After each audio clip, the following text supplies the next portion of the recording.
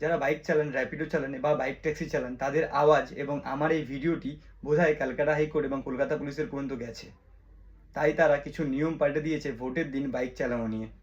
তাহলে এখন ক্যালকাটা হাইকোর্টের জাজমেন্ট এবং কলকাতা পুলিশের সিদ্ধান্ত মিলিয়ে কী নতুন নিয়ম দাঁড়ালো বাইক চালানোর জন্য, জানার জন্য ভিডিওটি পুরোটা দেখুন। প্রথম কথা, পুরোপুরি বাইক ব্যান নয়, আপনি সাধারণভাবে বাইক চালাতে পারবেন। তাহলে রেস্ট্রিকশন কোথায়?